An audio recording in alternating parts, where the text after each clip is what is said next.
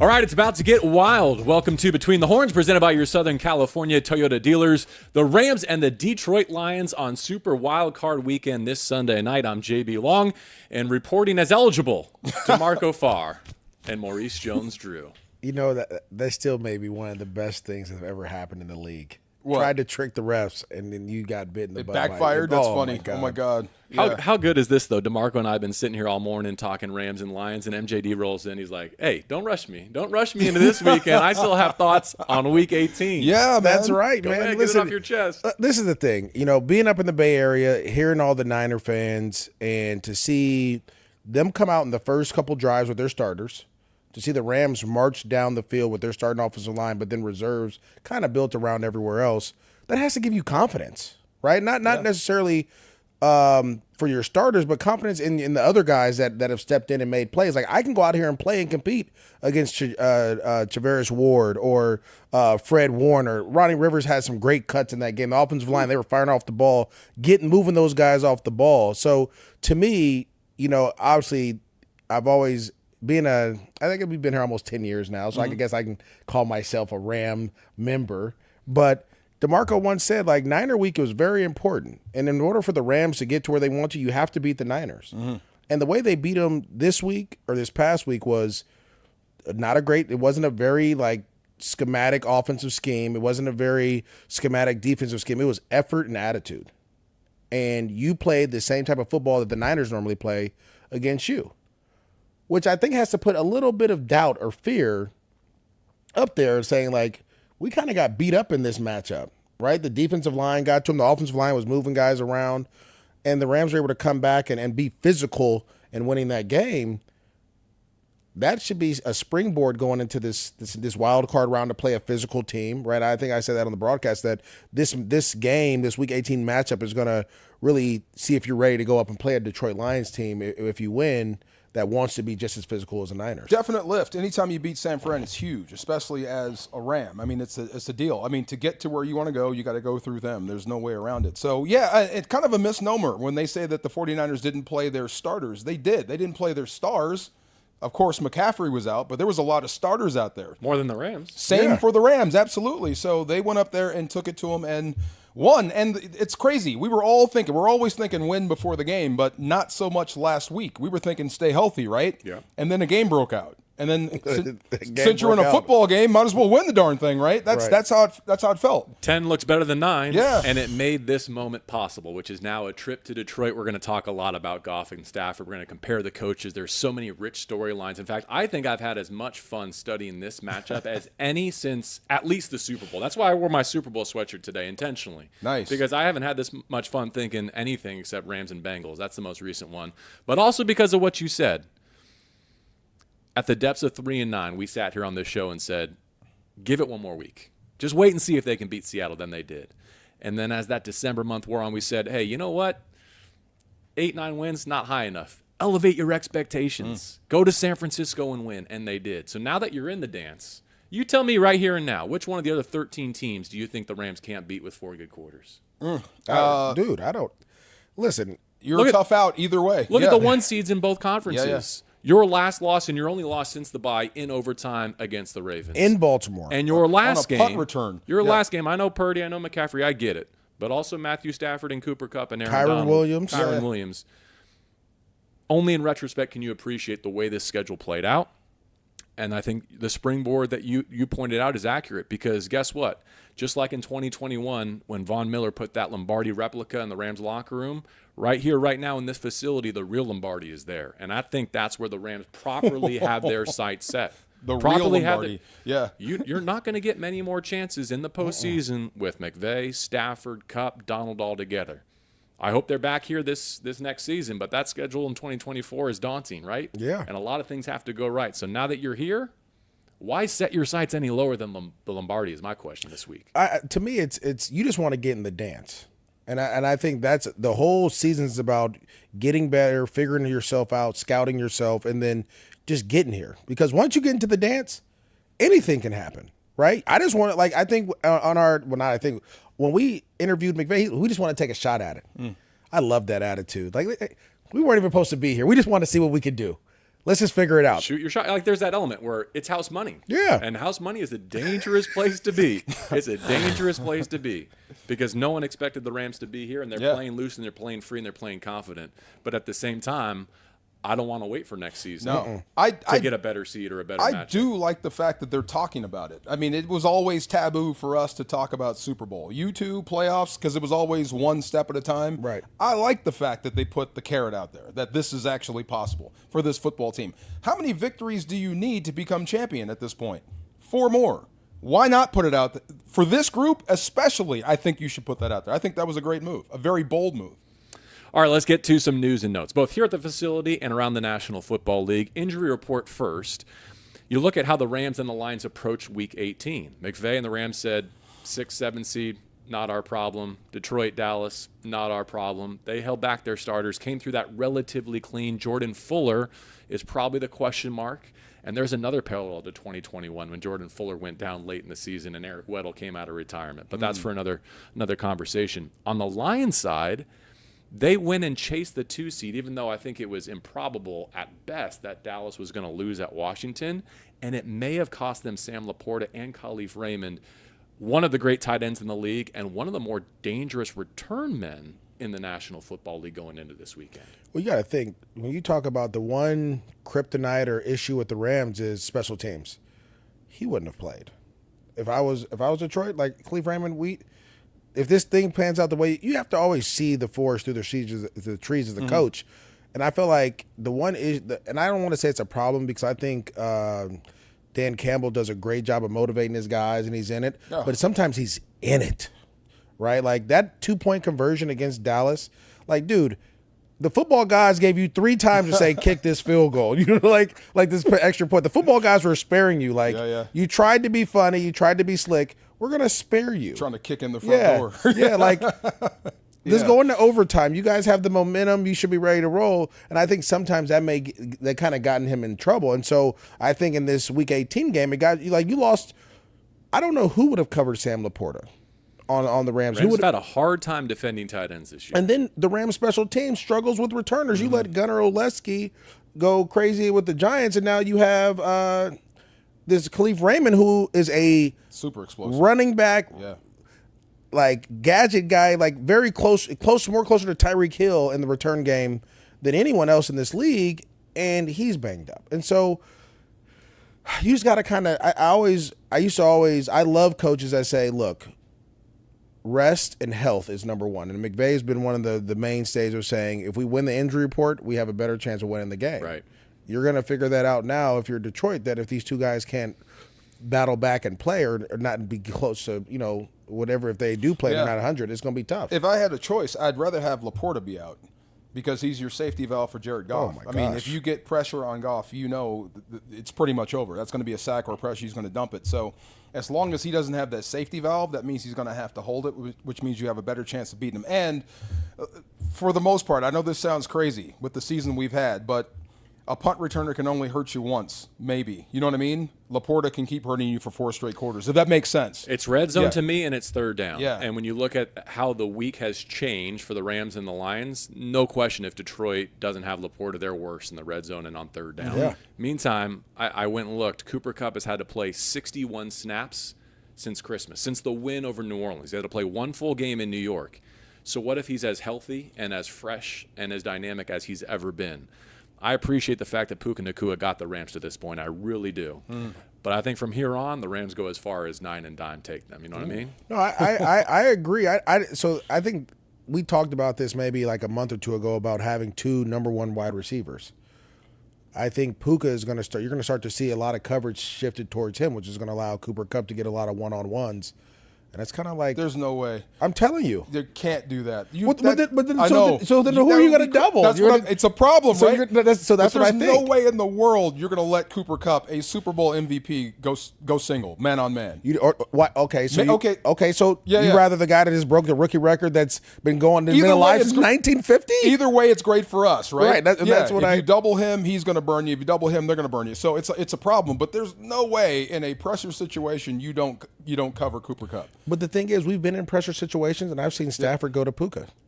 Sure, I'm just talking defensively speaking. But that's what I'm saying. So that's what I'm saying. That's If you're like Aaron leaving Glenn, single blocked in the middle. If you're Aaron Glenn, who was one of my teammates in Jacksonville, who do you double in that 3rd and 4? I would double Cup.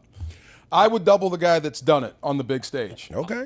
I knew he couldn't make it 5 minutes without talking matchups. Hold on to those thoughts. Hold on to those. Let's There's just no clean way. up some other news and notes real quick. Yeah. Because since we all last sat down together, Nick Saban, Oh my god. Oh my God! Pete Carroll, Unbelievable. That was a shocker. Bill Belichick. How much winning? I knew that was is coming. I knew in that those was coming. 3 names right there. Wow. I mean, the Seahawks, of course, on the Rams schedule, but next year's trip to Foxborough, no Brady, no Belichick. Unbelievable. What football world will we be living in? Different. Yeah. A good one for me. One that doesn't have nightmares. I mean, I'm sure you have. Of Belichick? Yeah. No, that was the other team. Oh, you no, was, that was the the- other squad. Yeah, you were solid. Yeah, Okay. Yeah, I was on TV. I'm just telling you. I was in the car with my son and one of his friends, and I was like, it just wasn't fair at times being in the league playing Tom Brady and Bill Belichick. Yeah. Like, it just wasn't fair. Like, you would have to play the perfect offensive game plan to beat them. Oh, I thought you were saying because their division was so bad, they got a free first round. Oh no, I'm bye just no. postseason. Well, that too, but also like you got to think like every year you went into Foxborough to play them. I played them multiple times in Foxborough. Once in the playoffs, we played a perfect game until like 8 minutes left in the 4th quarter, and then they ran off with it. Yeah. Crazy. It just all 3 guys are gone in the same Is week. Pete done coaching though? Because his press conference was a little different. Officially, yes, but unofficially, heck no. I think He he's might gonna, be moving I think- upstairs. I think he's going to leave. I think because he's too. We've all Pete sat. is going to be in a nice little suite watching football games. No, watch. He's not going to be He's able not to do going that. anywhere. He's not going to be able to do that. I'm not trying to hit a nerve here, but the Rams played a unique role in bringing down that era, No right? doubt. Russell Wilson first, Oh. Pete Carroll eventually.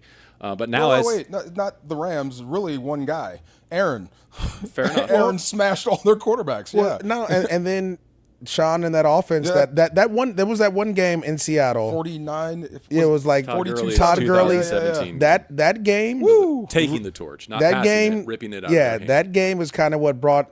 There was like we got to start figuring out how First we're going time to do the this. heckler in the corner actually shut up. The one in Seattle. Yeah. You know what I'm talking I do about. know The who you're first talking time about. he The one couldn't that say he's- a and word. he's has a- that guy. Yeah, Yeah, when he's incredible. quiet, you know it's a butt whooping. To take this now to Rams and Lions, 2 of the leading coaching candidates in this cycle, Ben Johnson, offensive coordinator for the Lions, Raheem Morris, defensive coordinator for the Los Angeles Rams. What better job interview than primetime wild card playoff football? Wow.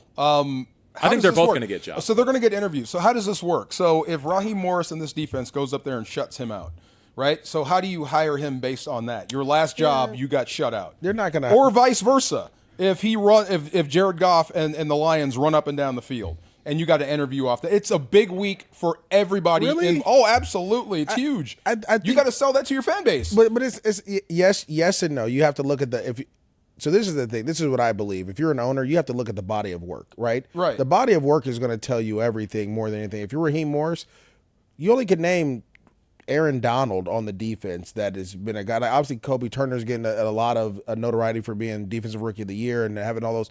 But no one knew who he was to start this season. So you have A lot a of body credit. of work, Yeah. right? But then in Detroit, For draft and you got to development. think. Dan Campbell called the plays 2 years ago, Yeah. and then barely handed the ball, and then they exploded when he handed the playbook over. So, yes, one game isn't gonna like deter what's gonna go. It may get the fan base a little riled up, but if you're Ben Johnson, look how many teams need quarterback help, True. right? The Chargers, Panthers, Falcons, right? Patriots. You Yeah. got all these. There's 8 jobs. But this is the kicker. This is the kicker to Raheem Morris that a lot of people don't know. He was an offensive coach for half his time in the league. Yeah, I don't He want knows to. the I don't want to game. say you're not hiring Yeah. Raheem for his scheme. You can, Yeah. but I think Raheem's best selling points, the reason why he deserves to be a head coach.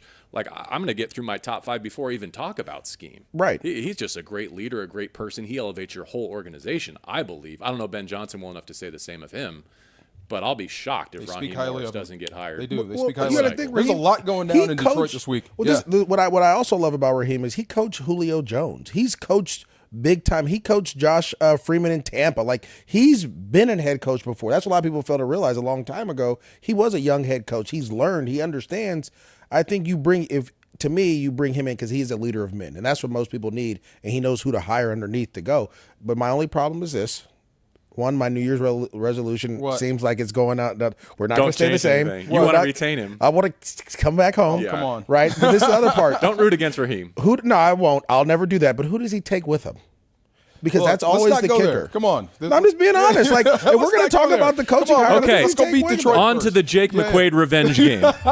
No doubt. Wild card weekend Oh, my in God. Detroit. First time Ford Field has hosted one of these.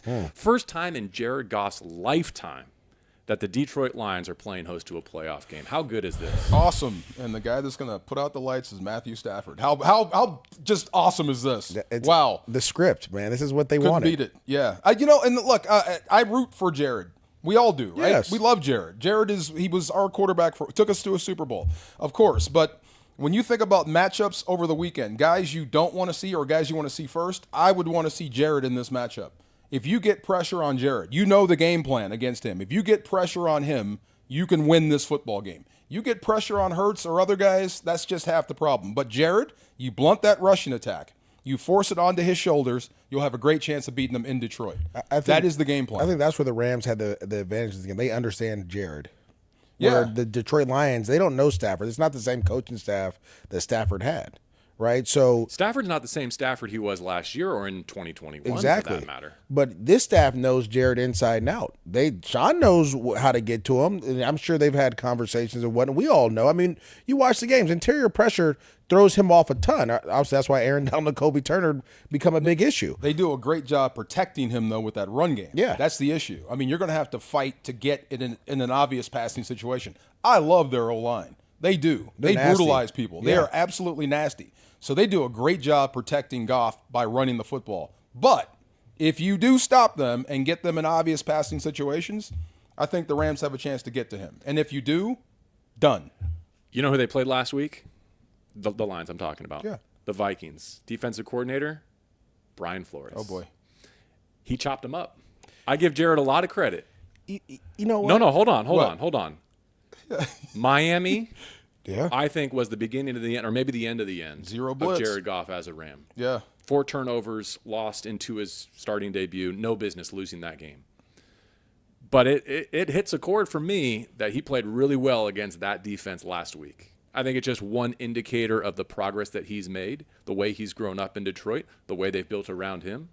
So I'm impressed. What were you going to say? They didn't really zero blitz him like that, though. Hold on. They Yeah. blitz more than like almost any game plan in the modern era. They came after him, just not with zero. Yeah, it wasn't Okay, zero fine. because Yeah. of the rushing attack, right? The rushing attack is Yeah. what that's the kicker to Detroit. They But I softened think up you're those- exactly I'm right. just saying, like, Yeah, yeah. Vic Fangio and the Bears, Bill Belichick Oh. and the Patriots, Brian Flores off that tree. Like, No, listen. You're exactly right. I personally got a chance to go to Detroit and watch Jared play the Denver Broncos on a Saturday night game.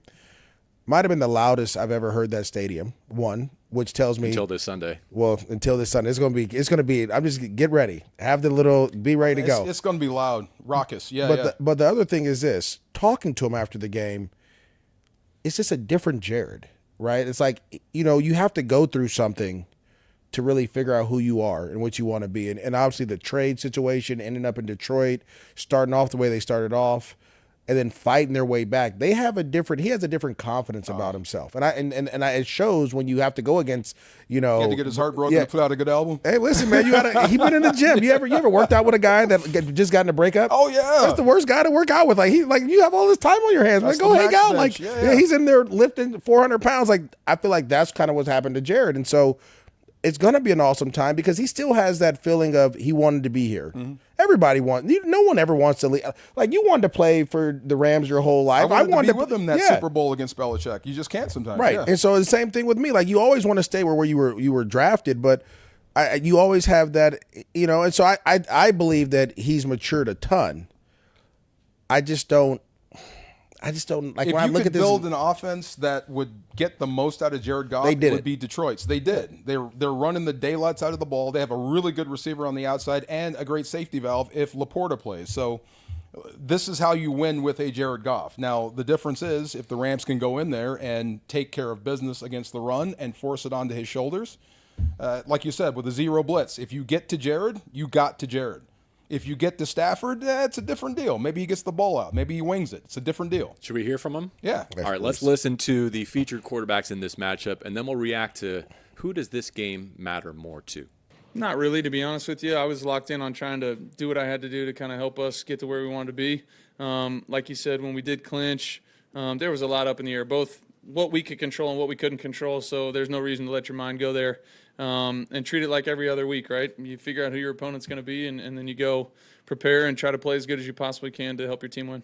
Obviously, there's a personal connection there, and they're not just for me, but for a lot of our players and some of theirs as well. But no, I think, I so badly want to win a game for this city and win a playoff game for this city that hasn't had one in so long. We got a home playoff game for the first time in so long, and that's so much more important than anything personally for me. I want to be a part of this win and do my job the best of my ability. Oh, the NFL script writers were busy with this one. First time in league playoff history that both starters will be facing their former team. And even if there was another instance, which there hasn't been, this one's unique because they were traded for each other. Weird. 3 years ago. Wait, this is the first time two quarterbacks are facing their Former team in the postseason. Unbelievable. And how about this? The Lions are winless in the playoffs, 0-7 in Jared's lifetime. Like, their last playoff win was 2 years before Goff was born. And so when you talk about, like, who's feeling the weight of the world on his shoulders, not that Jared can't handle it. He's done this at Cal. He's done it in L.A. He's done it in Detroit. He's built for this. Don't get me wrong. But who faces more pressure this weekend? Jared. Gotta be. Matthew looks...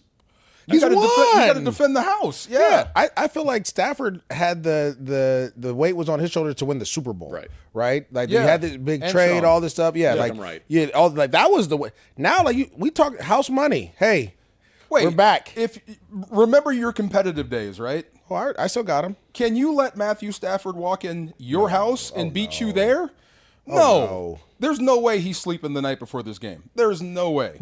Matthew? No, Jared. Oh, okay. You cannot let Matthew Stafford walk back into Detroit and beat you. But I think how Yeah. that rests with the Detroit locker room is going to have a big determining outcome in this game. Like, are they playing like they're white-knuckling and they got to win it, or are they supremely motivated in a way that the Rams are just going to have trouble matching because of what you said? That's what I hear. They do have Jared's back. They Oh, love yes. him there. They are going to go to the wire for him because of what we said. They can't let that happen because of how much they love their guy. Think about it if it was the opposite way.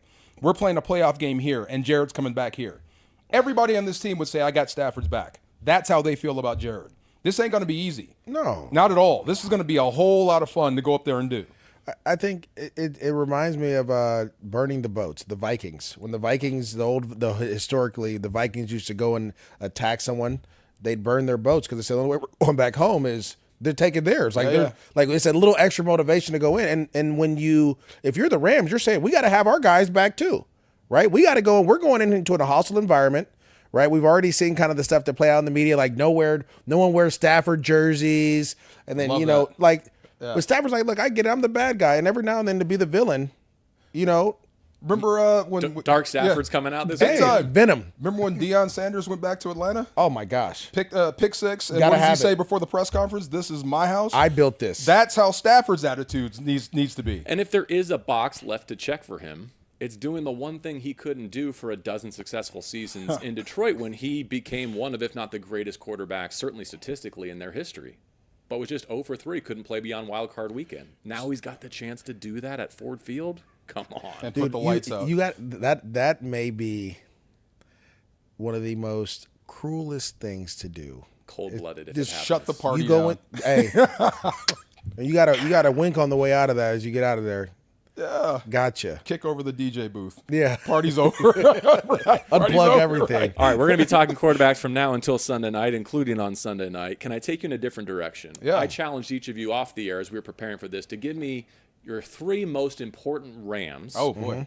Not at the quarterback position, not named Matthew Stafford. But I'm going to even switch it up here at the very end. What if we did it draft style? Because I bet we have a lot of the same men on our minds here, okay? Yeah. So, DeMarco, you're going to get the first pick. MJ, you go second. I'll go third. Let's just go I got around the 3 horn. guys in mind. Okay, You can I only have to pick draft? One. Pick one at a time. I can only pick one. One at a Okay. time. Who's the first overall? Okay. That's pressure. I put the pressure on Okay, you. so we just pumped it up. It's going to be crazy in there, right? First playoff game in how long? 30 years? 30 years. Matthew Stafford's coming back, and it's a night game. Yeah. This place is going to be crazy, right? Who does that benefit the most?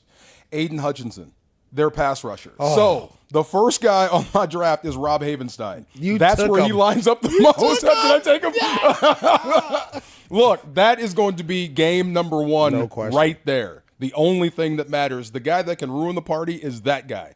The guy that can stop him from ruining the party is going to be Rob Havenstein, so I'm picking him. Would you settle for Alaric Jackson on the other side? No. I'm gonna go different, but I'll say I'm just gonna add on to that real quick. Be ready. Be prepared for that inside spin move. Oh, he's gonna get you with speed. Then that inside spin move is coming. So gotta be ready for that. I'm sure they have a plan for that. To me, I'm gonna go in the trenches too. I'm gonna go Bobby Brown. yeah.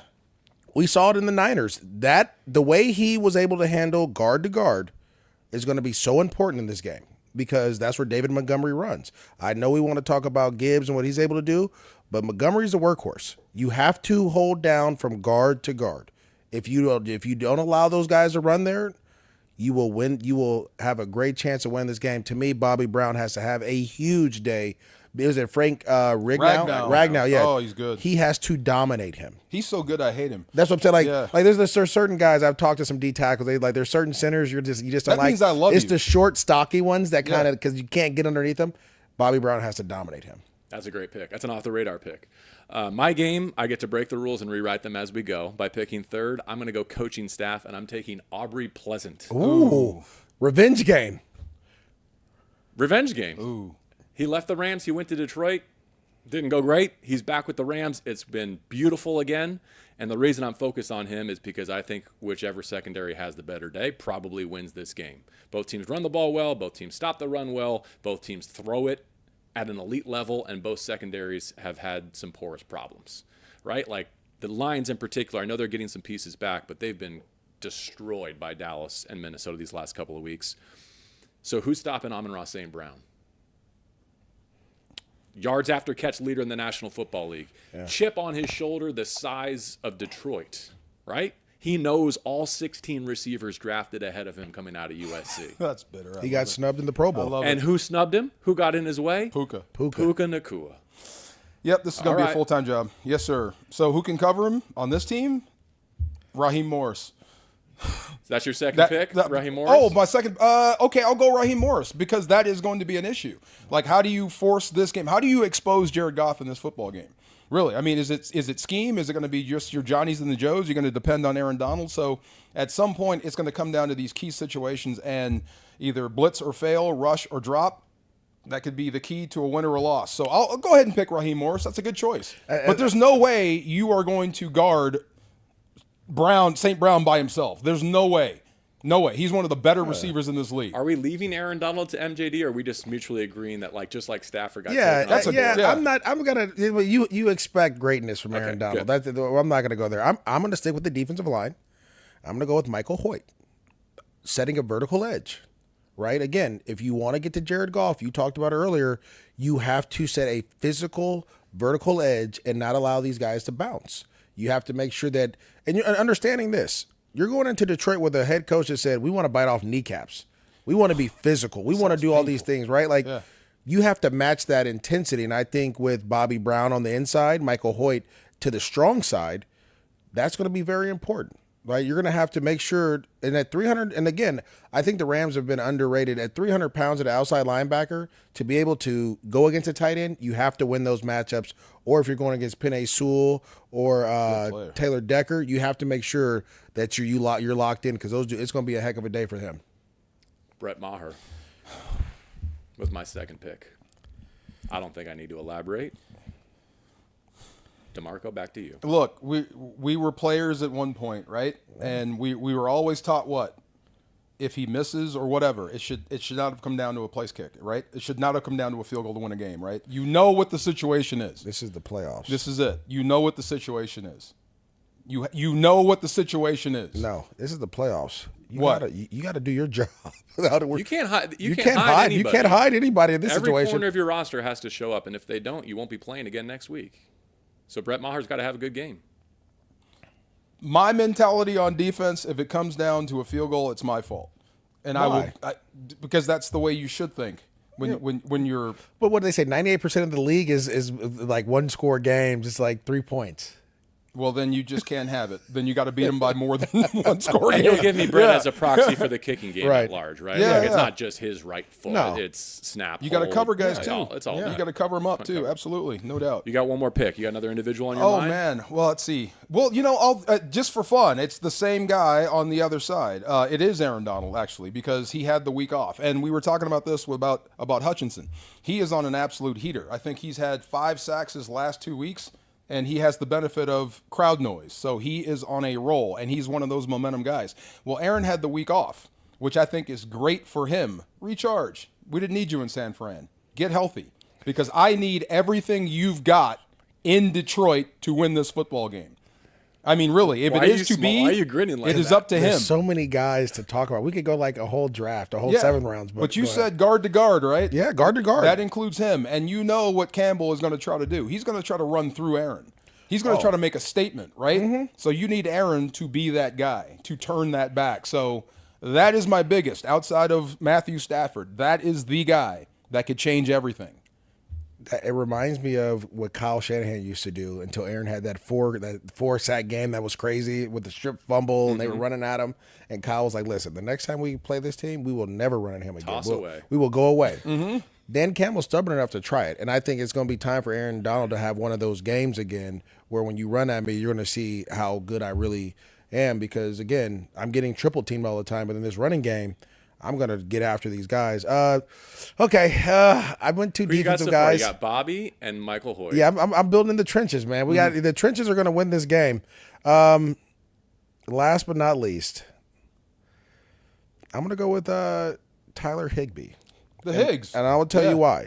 As much as McVay can manipulate those middle linebackers, you've seen that those guys struggle in coverage as well. Anzalone does a great job of blitzing and those type of things, and I know Kyron does a great job of picking up the blitz, but it's attacking that middle and getting those. You have a rookie out there sometimes playing. They got different guys.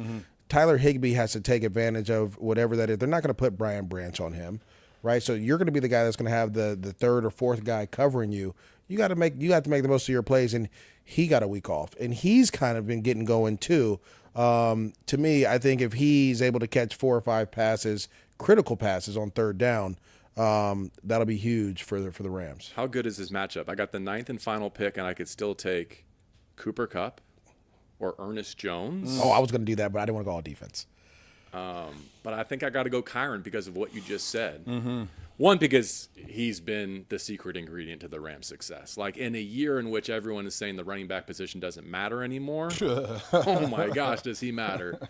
And he matters in so many ways, but what you just pointed out with Anzalone is important to me. Like he is a better pass protector than either of the 2 Detroit running backs. I think that's one of his competitive edges.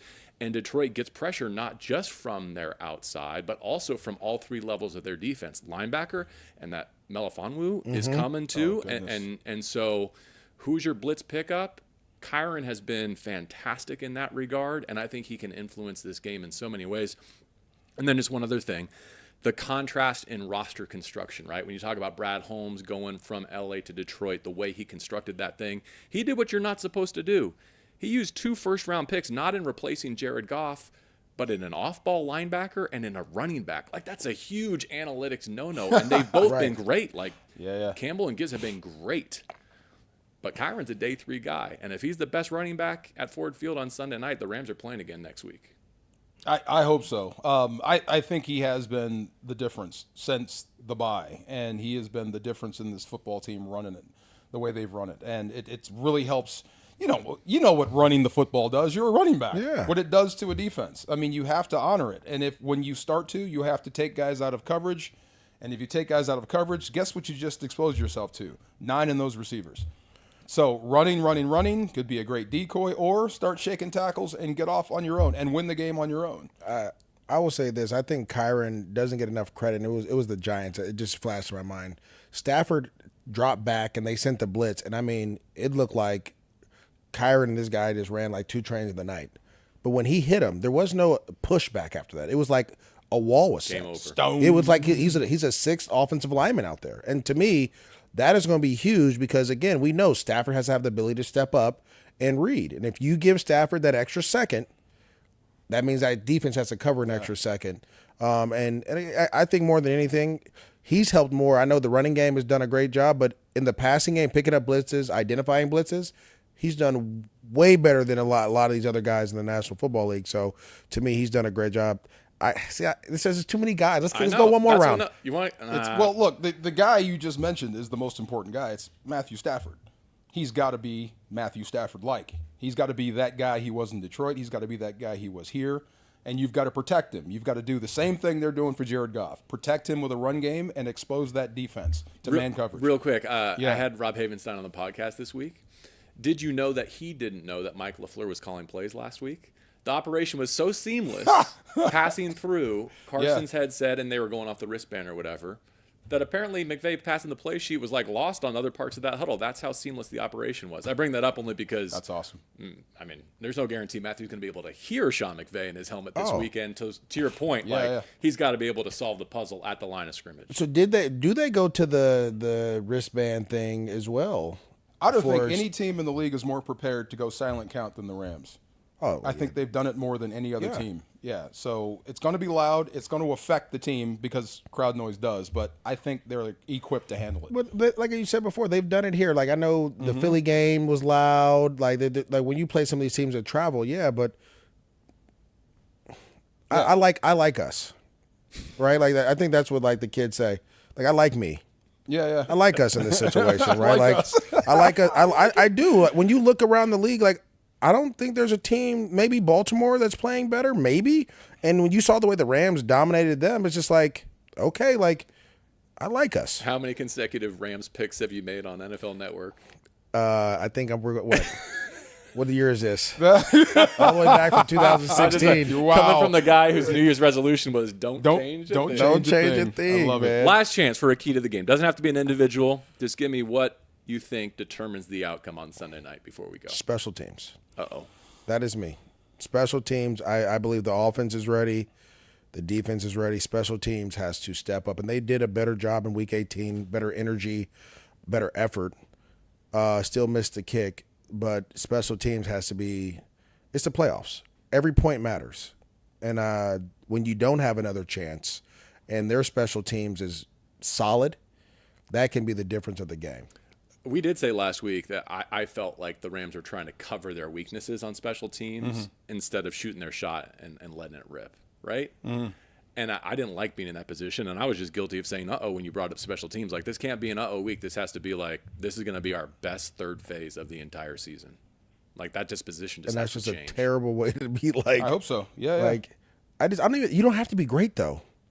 You just have to be. You have to match. Like your coverage has to, like you're going to punt in this game. And when you punt, you have to make sure that he's tackled or the ball's out of bounds. I will say this, that Dan Campbell has been one of, if not the most aggressive fourth down decision makers. Like forget all the goal line stuff and the 2-point conversion in Dallas. That's just one extrapolation of how he lives. Maybe Sean McVay is gravitating more towards, if we're going down with Matthew Stafford's right arm. Not kicking anything. I would love that. I just remember the last time Detroit was here. How many fakes did they have? Oh, you remember that? Oh, my God. So aggressive, right? Yeah. I mean, I wouldn't be surprised if that happens again up there. But, I mean, I don't think the environment is going to change Dan Campbell one bit. Do you? No. I think he's going to be just as aggressive, maybe even overly aggressive. I think that's how they win. That's what they are. My key, I'll just say this, man. I mean, we know what Detroit is, especially on offense. They are trying to keep Jared Goff in that comfort zone by running the football. So stop the run. That's got to be job number one defensively. You stop the run, I think everything flows from that. Because if it becomes a game about arms, I think our quarterback is better than the one they have, and that's with all due respect. So, but if they run the football up and down the field, you're going to have issues. I'm not saying it's the end-all, be-all, but stopping the run will give you a great chance to win up there. Man, I hope we get to do this again. Yeah. Oh, yeah. And I'm not talking like season-end recap. I'm saying, man, I hope we get to preview a game next week. It's been awesome hanging out with you guys all season. You don't have one? What? You don't have a key to the game? No. Yeah. Give me your key. Come on, man. What are you doing? I think I spent all mine. No, you got one in there. You got so many. Come on.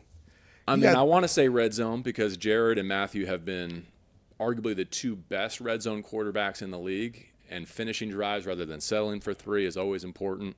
I'll never go turnovers in a moment like this because that goes without saying. I just shook. But how about just like a master class from the head coach of the Rams, right? Like Sean McVay is that dude. He's proven it again. He's now the second winningest coach in Rams history.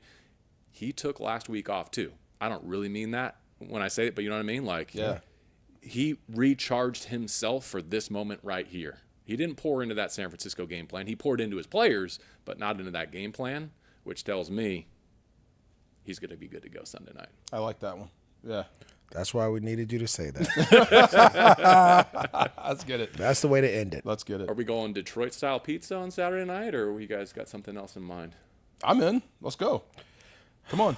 I have work Saturday night. Oh, look at you. Oh, stop. I'll meet you guys there. We'll have it Sunday night. See you on game day. All right, man. For MJD, for DeMarco Farr, and for each and every one of you that has watched and supported Between the Horns throughout this season, let's keep it rolling. How many wins to a Lombardi? 4 more. Starts with 1 in Detroit. Starts with 4 great quarters in Detroit. Have a great week, everyone. Between the Horns, as always, presented by your Southern California Toyota dealers.